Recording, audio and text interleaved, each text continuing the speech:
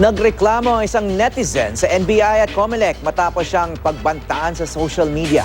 Kinagalit kasi ng mga nagbanta ang kanyang post na tumutuligsa kay Davao City Mayor Rodrigo Duterte. May news to go si Leah Manyalak del Castillo. Pagkatapos ng ikalawang presidential debate nitong March 21, tinawag ni Rene Ayin Carunungan sa kanyang Facebook post na lazy choice si Davao City Mayor Rodrigo Duterte. Kasabay ng 13,000 likes at mahigit 4,000 shares, umani rin ang post ng mahigit 1,000 comments, karamihay negatibo. Pero ang ikinatroma ni Rene, ang mahigit 200 private messages mula sa mga taga-suporta ni Duterte.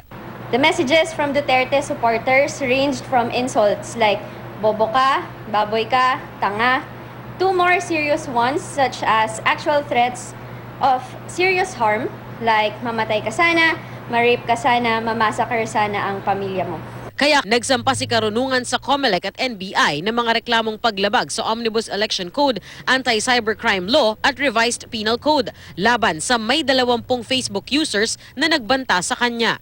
Sa Section 261E ng Omnibus Election Code, ipinagbabawal ang pagbabanta para pigilan ang isang botante na makibahagi sa pangangampanya o pakikisali sa mga political discussion.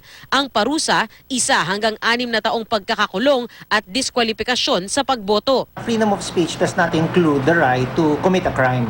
Just because it's online doesn't mean that you have the right to make these kinds of threats on other people.